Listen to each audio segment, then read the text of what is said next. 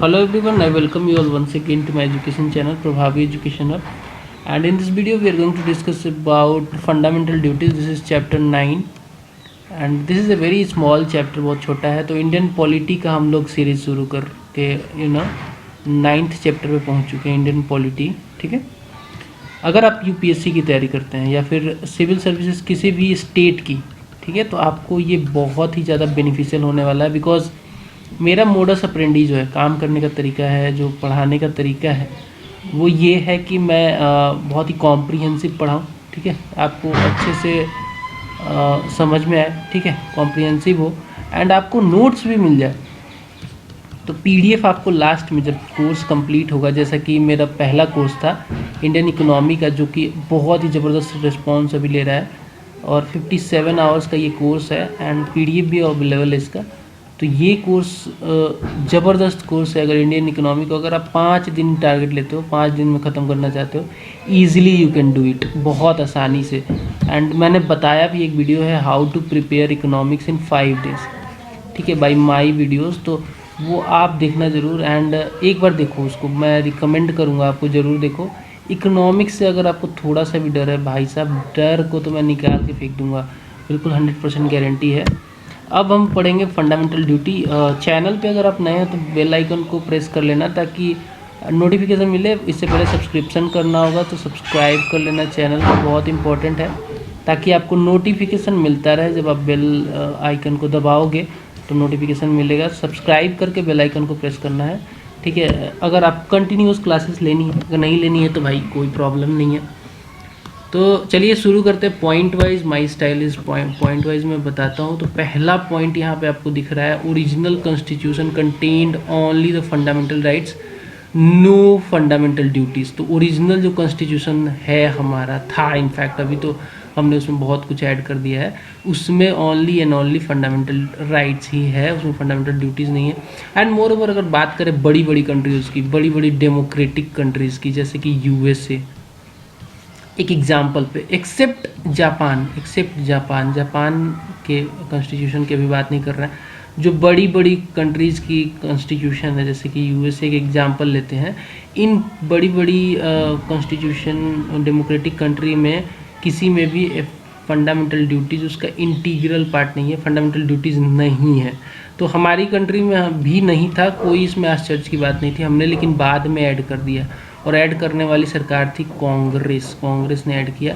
हालांकि इसका importance, significance बहुत है फंडामेंटल ड्यूटीज़ का, बिकॉज फंडामेंटल राइट्स आप इंजॉय करते हो तो क्यों ना, अगर आप राइट्स इंजॉय करने के लिए सब कुछ करते हो, इनफैक्ट आप सुप्रीम कोर्ट तक चले जाते हो, तो क्यों नहीं आप फंडामेंटल ड्यूटीज़ करोगे towards the nation, towards your colleagues, towards your society, towards your culture, towards your everything.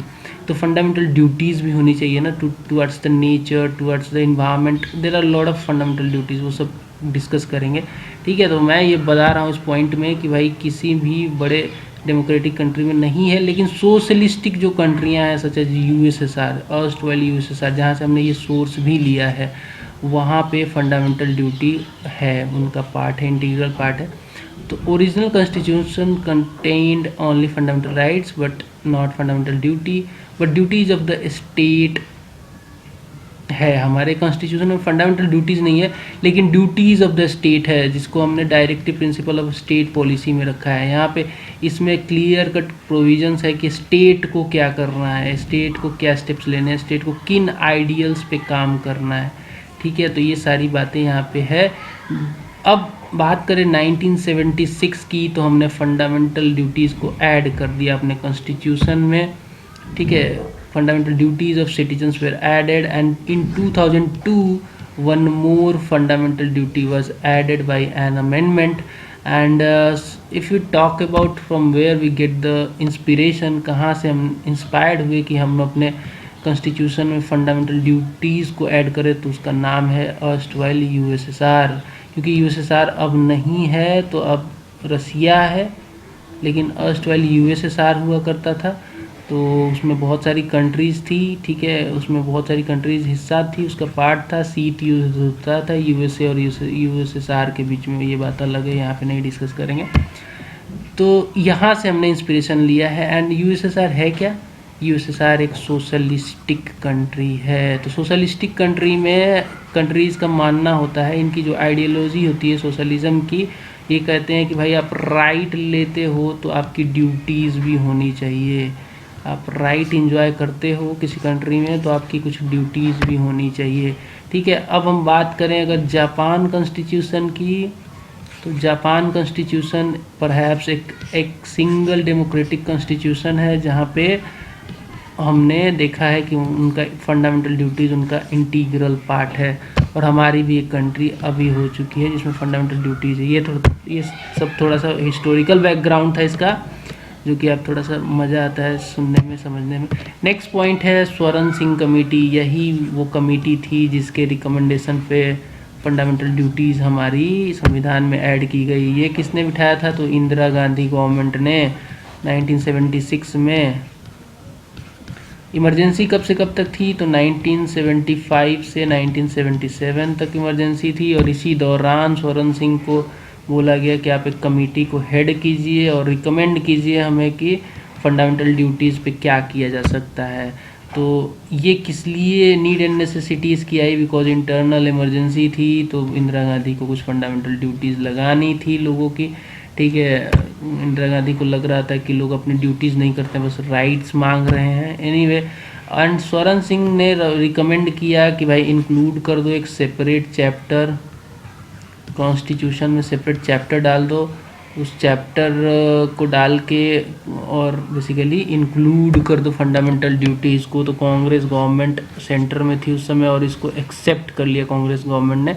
And इसी के एक्सेप्टेंस को लागू करने के लिए 42वां संविधान कॉन्स्टिट्यूशनल अमेंडमेंट हुआ, एक्ट लेके आई 1976 में ही। और इसमें बहुत कुछ चेंज हुआ था। इसमें एक चेंज इसका पार्ट है, फंडामेंटल ड्यूटी ऐड हो गई हमारे कॉन्स्टिट्यूशन में।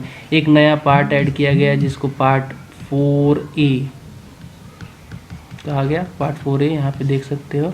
ठीक है, और एक ही आर्टिकल है इस पार्ट में, जिस आर्टिकल का नाम है आर्टिकल 51A। एक ही आर्टिकल है इसमें, एक ही आर्टिकल है 51 है। ठीक है, एक नया पार्ट कॉन्स्टिट्यूशन में ऐड कर दिया गया पार्ट 4A, और एक ही आर्टिकल है इसमें 51A। अब स्वरण सिंह कमेटी के 8 फंडामेंटल ड्यूटीज़ बोले थे इन्होंने इंक्लूड करने के लिए, लेकिन सरकार ने उस समय इंदिरा गांधी गवर्नमेंट ने, कांग्रेस ने 42वां संशोधन ला के 1976 में 8 के बजाय 10 फंडामेंटल ड्यूटीज़ लोगों को दे दिए। ठीक है, अब रिकमेंडेशन वाज एक्सेप्टेड। ठीक है, रिकमेंडेशन वाज नॉट एक्सेप्टेड। वैसी रिकमेंडेशन की बात करेंगे स्वरण सिंह कमेटी की जिसको एक्सेप्ट नहीं किया सरकार ने।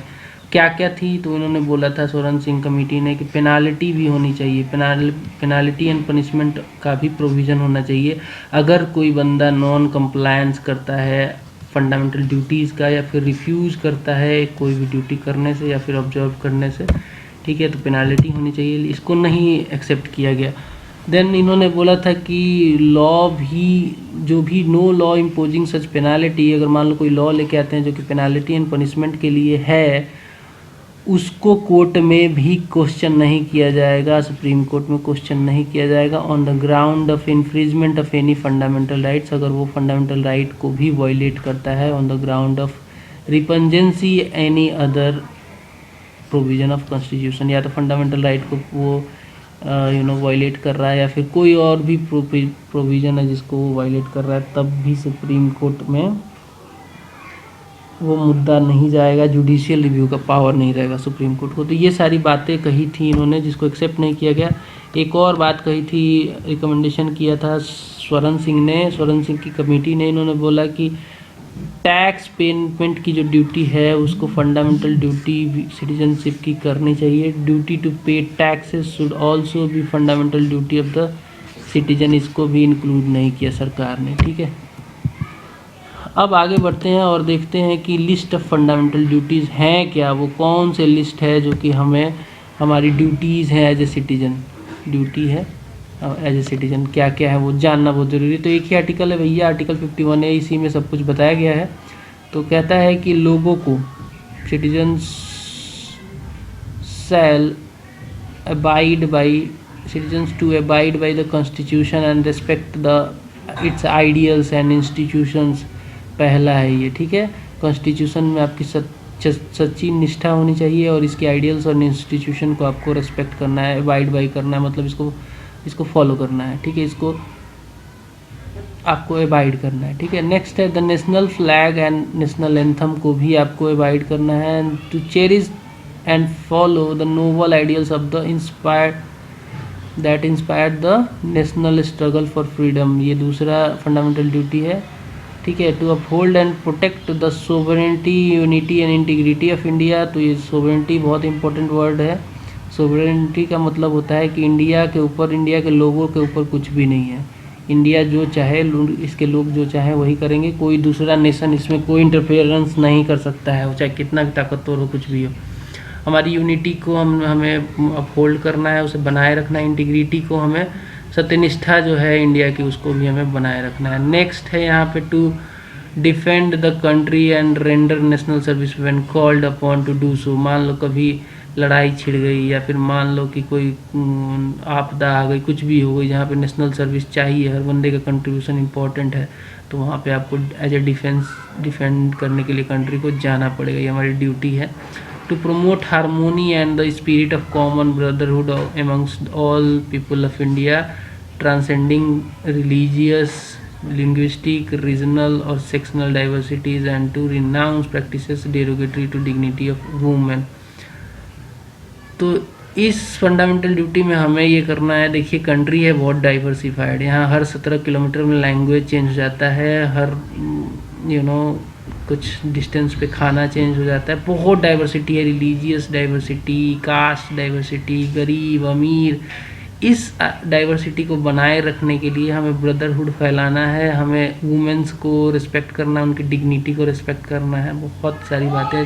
चाहे लैंग्वेज किसी का कोई भी हो, किसी को कुछ भी नहीं बोलना है कि आपका लैंग्वेज इन्फीरियर है, सुपीरियर है, आप नहीं हो, कुछ भी नहीं हो डिसाइड करने वाले। सबको सबके लैंग्वेज की रिस्पेक्ट होनी चाहिए सेक्शनल डाइवर्सिटीज़ को मेंटेन करने के लिए। Then to value and preserve the rich heritage of our country's composite culture. तो रिच हेरिटेज क्या है भैया, तो मोनूमेंट्स वगैरह जो हैं उनको भैया संभाल के रखना है, ये नहीं कि पान खा के जाके थूक दिया उनके ऊपर, ऐसा कुछ नहीं करना है। नेक्स्ट है to protect and improve the natural environment including forest, lakes, rivers, wild life and to have compassion for living creature. तो मतलब भाई आपको इन्वायरमेंट का रिस्पेक्ट करना है, रिवर्स में कूड़ा कचरा नहीं फैलाना है, इनफैक्ट बहुत लोग बहुत गंदे काम करते हैं। लेक्स को बचाए रखना है, उसमें क्लीनिंग में पार्टिसिपेट करो यार, पॉलीथीन वगैरह बहुत पड़े रहते हैं, साफ़ सफाई करना चाहिए। फॉरेस्ट को डैमेज नहीं करना है, काटना नहीं है, इनफैक्ट आपको एक पौधा भी लगाना चाहिए। तो इन्वायरमेंट को प्रोटेक्ट करना, बिकॉज ये ऐसी चीज़ है जो रिसोर्स है हमारा, इसको बेकार नहीं कर सकते हम। To develop scientific temper, humanism and spirit of inquiry and reform. तो साइंस को लेकर भी हमारी ड्यूटीज़ है, हम साइंटिफिक टेम्पर से सोचें तो ज़्यादा अच्छा है। ह्यूमनिज्म मतलब इंसानियत की भावना होनी चाहिए हमारे अंदर, spirit of inquiry and reform होना चाहिए। To safeguard public property and to एड्योर वायलेंस, ये भी हमारा एक फंडामेंटल ड्यूटी है। To strive towards excellence in all sphere of individual and collective activity, simple से हैं सब, so that the nation consistently rises to higher levels and endeavors and achievement, and to provide opportunities for education to his child or ward between the age of 6 and 14 years. This duty was added by the 86th Constitutional Amendment Act 2002.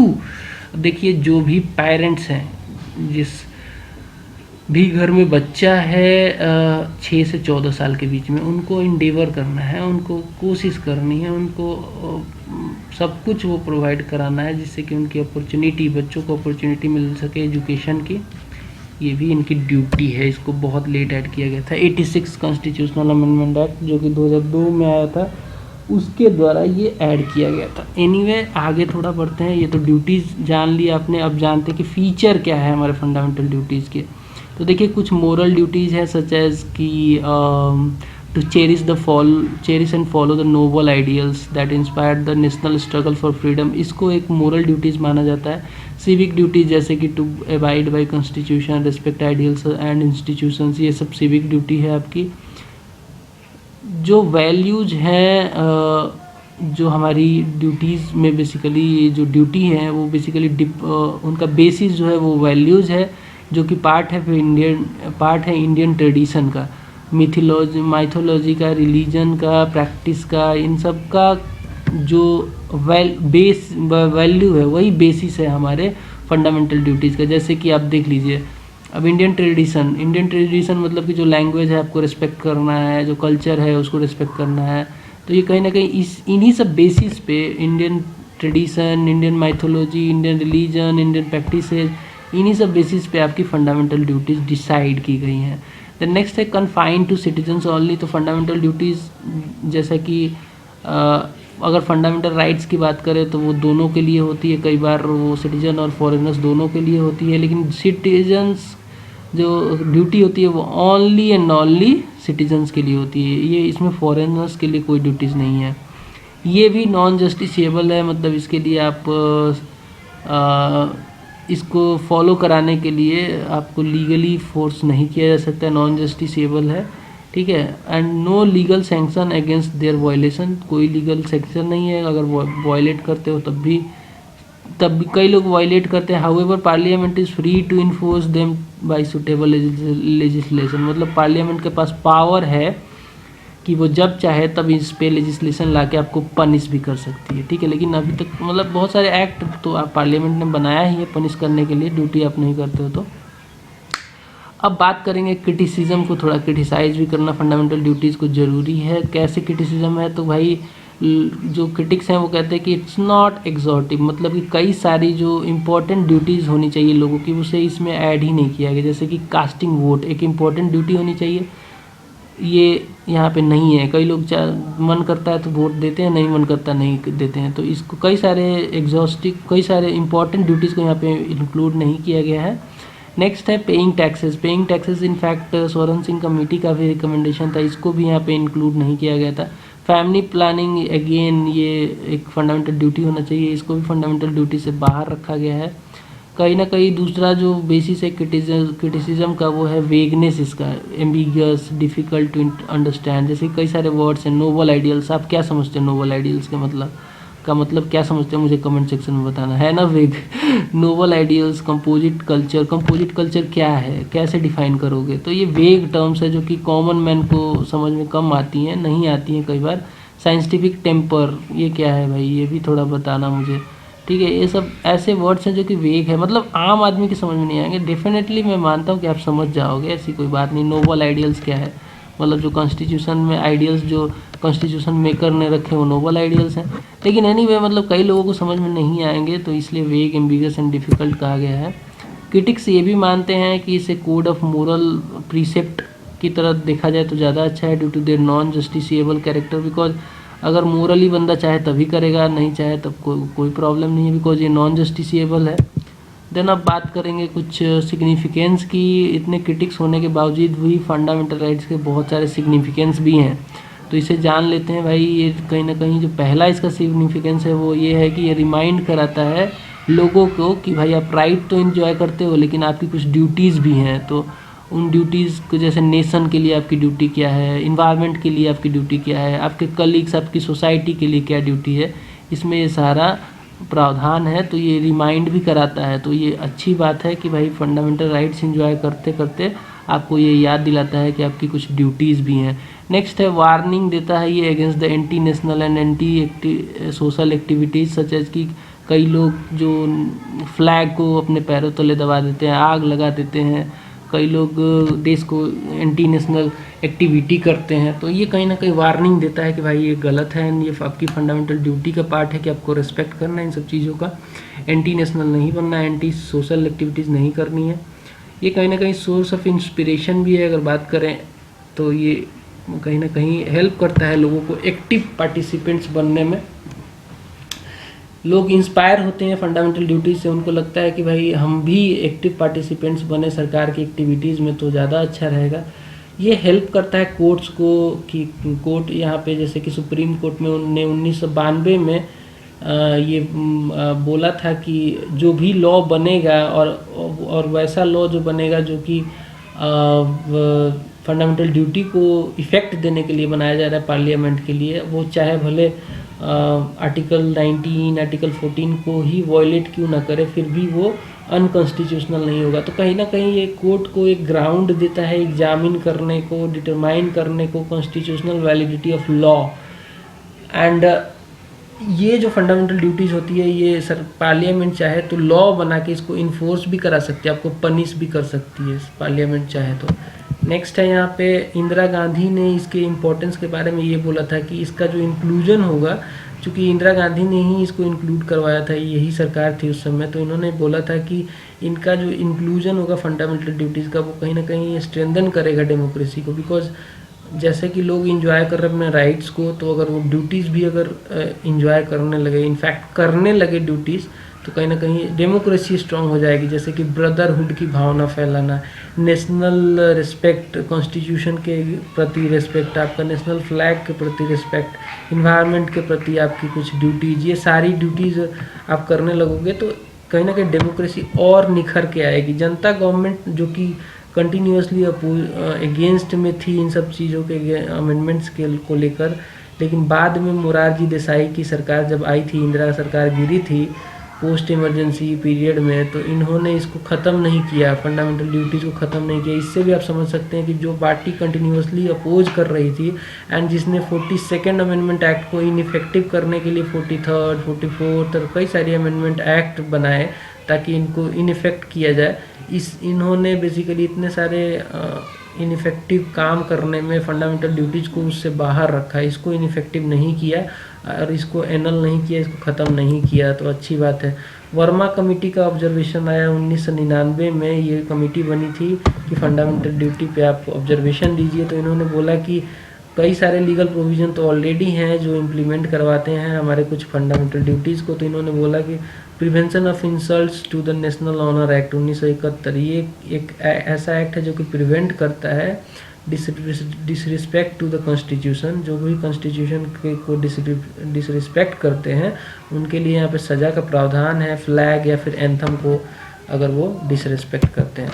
Then Verma committee ने ये कहा कि कई सारे criminal laws भी हैं जो कि पनिशमेंट का उसमें प्रावधान है, अगर वैसे बंदे जो इनमिटी पैदा करते हैं between the different sections of people on grounds of language, race, place of birth, religion etcetera, तो उनके लिए कहीं ना कहीं यहाँ पे सज़ा का भी प्रावधान है। तो ये भी कहीं ना कहीं हमारे फंडामेंटल ड्यूटी को इम्प्लीमेंट कराता है। नेक्स्ट है the protection of civil rights act 1955, ये इसमें प्रावधान है, इसमें offences related to caste and religion के लिए। नेक्स्ट है द इंडियन पैनल कोड, ये भी एक पेनल कोड है बेसिकली, इसमें बहुत सारे असर्शन है, declares the imputation and assertion prejudicial to the national integration as punishable offence. तो ऐसा कोई असर्ट कर रहा है, कोई इम्पुटेशन दे रहा है रिगार्डिंग द नेशनल इंटीग्रेशन, तो वो उसको दंड का भी प्रावधान है इसमें इंडियन पैनल कोड में। देन एक अनलॉफुल एक्टिविटी एक्ट 1967 की है जो कि डिक्लेयर करती है कॉम्युनल ऑर्गेनाइजेशन को अनलॉफुल एसोसिएशन वगैरह जो कि कॉम्युनल ग्राउंड पे बनती हैं, उनके लिए भी यहाँ पे प्रावधान है। Then the presentation of people's act 1951, इसमें जो एमपी हैं उनके डिस्क्वालिफिकेशन के लिए कुछ प्रावधान है, इसमें कुछ बृहद प्रावधान है। इसमें कहा जाता है कि अगर कोई एमएलए या फिर एमपी है उसको डिस्क्वालीफाई किया जा सकता है अगर पाया जाता है कि वो करप्ट प्रैक्टिस किया है उसने, या फिर उसने जो वोट है वो कहीं ना कहीं से वोटिंग जो उसको मिली है वो अवैध तरीके से मिली है, या फिर उसने कहीं ना कहीं वोटिंग जो ली है वो रिलीजन या फिर प्रमोट किया उसने enmity between different section of people on the ground of caste, race, language, religion and so on, तो उसको वहाँ पे उसके जो क्वालिफिकेशन है एज ए एमपी या फिर एज ए एमएलए उसको रद्द किया जा सकता है। नेक्स्ट है वाइल्ड लाइफ प्रोटेक्शन एक्ट जो कि 1972 में आया था। ये प्रोहिबिट करता है trade in rare and endangered species. Rare and endangered species क्या होते हैं? ये ऐसे स्पीसीज होते हैं जो कि international union of conservation for nature and natural product, ये नेचर के लिए है, ये डिसाइड करता है कि ऐसे स्पीसीज होते हैं जो कि ऑलरेडी खतरे में हैं, जो कि विलुप्त हो सकते हैं। तो ऐसे हमारी इंडिया में ऐसे प्राणियों को, ऐसे स्पीसीज को बनाए रखने के लिए, ताकि वो विलुप्त ना हो, वाइल्ड लाइफ प्रोटेक्शन एक्ट 1972 में पास किया गया था। नेक्स्ट है द फॉरेस्ट कंजर्वेशन एक्ट 1980 में आया था। ये चेक करता है इनडिस्क्रिमिनेट डिफॉरेस्टेशन। आप ऐसा नहीं सारे पेड़ ही काट दोगे, यहाँ पे काटोगे तो भैया इसमें दंड का प्रावधान है। And diversion of forest land for non forest purpose. मान लीजिए सरकार क्या करती है कि ठीक है ये फॉरेस्ट लैंड है, यहाँ पे हम एक फैक्ट्री लगा के ये करेंगे, तो नॉन फॉरेस्ट पर्पस के लिए फॉरेस्ट लैंड को ख़त्म नहीं किया जा सकता है, फॉरेस्ट लैंड को ख़त्म नहीं किया जा सकता है for the non forest purposes. तो ये सारी कुछ बातें हैं जो कि वर्मा कमेटी ने बोली थी कि ये ऑलरेडी हैं, तो कोई चिंता की बात नहीं है। फंडामेंटल ड्यूटीज़ यहीं पे ख़त्म होता है। बहुत मज़ेदार चैप्टर था और बहुत ही अच्छा लगा होगा आपको, मैं उम्मीद करता हूँ। अच्छा लगा तो यार बताओ, खुल के बताओ कि कैसा लगा। एंड नोट्स मिल जाएंगे आपको, चिंता मत करना। तो नोट्स के लिए नो वरी, लास्ट में कंप्लीट करने के बाद मैं नोट्स दे दूंगा, तो रिवाइज़ करना यार मल्टीपल टाइम। यार देखो, बार बार किताब नहीं पढ़ सकते आप। मैं इसको छोटा इसलिए कर रहा हूँ ताकि आपको रिवीजन में मज़ा आए। आपको मैं बता रहा हूँ, कुछ डाउट्स हो सकते हैं, मैं मानता हूँ, आप क्लैरिफाई करना। किसी डाउट्स को लेकर कभी डाउट में नहीं रहना, आपको क्लैरिफाई करना है, मुझे पूछना कमेंट सेक्शन में, ठीक है। Thank you, bye.